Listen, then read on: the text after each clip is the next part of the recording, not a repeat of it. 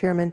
I think this has been a very helpful discussion, and as I listen to Mr. Chehadé's testimony, I'm struck by how closely this development in ICANN has tracked what our hopes were back in the 90s, in the mid-90s.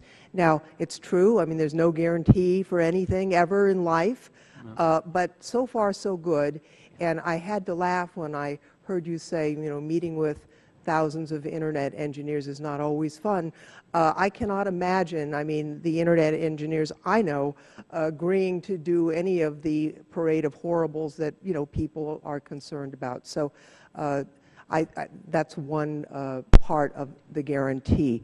I think it's important that we have a diversity of opinion, and Mr. Castro is odd man out again. I remember when you were here during the SOPA hearings, and I think you were the only voice in favor of DNS redirection and in favor of SOPA, when all of the rest of the Internet engineers I'd ever met were arguing against it. And I think it's important that your voice, although isolated, be heard again. I do think that as I've listened to my colleagues, I'm hearing an interest. Obviously, the United States is going to continue to be involved in ICANN, and but primarily that involvement has been through the private sector, individual engineers, and kind of the nerdiest branch of the federal government and the Department of Commerce.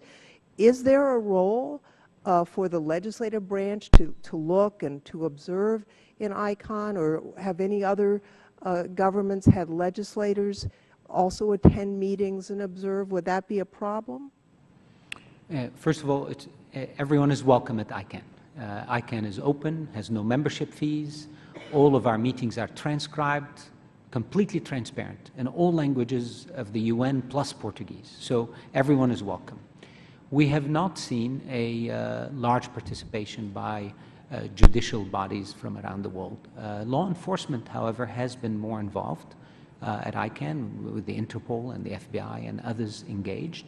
And in fact, they have been very helpful in shaping some of the elements of the new agreements we signed with 1,000 registrars in the world. Right. So, but I think the participation is welcome, Congress is welcome, we need everyone to be involved. But at this stage, ICANN has shown its very close attention to the review mechanisms and the accountability mechanisms, and they are in place and they're working. My colleague Paul, mentioned earlier FOIA. We have a process at ICANN similar to FOIA that we've implemented since 2009. So we have many of these mechanisms and processes, including independent review mechanisms that go outside of ICANN to ensure that we are performing with accountability. Well, I think that, you know, unfortunately, and I don't think it's people in this body, but there have been some alarmist voices out in the media world that I hope that they've listened to this hearing and gotten a greater understanding really what this is about, and the fact that you, Mr. Chehadé, and ICANN itself is not resisting, in fact is embracing the idea of continued involvement to make sure that our goals for a free and open Internet continue to be met, and certainly the committee and Energy and Commerce Committee as well is interested in that, and you know, I don't know that every member of Congress would want to go and sit through these meetings, but it might be a good experience for us. And the next time you meet in the United States, maybe you know, we should do a little group and go see firsthand what it's like to participate, and I'll be the first to volunteer to do that. I want to thank each one of you for your excellent testimony here today. It's a service to the country, and you know, people don't realize that you're volunteers here.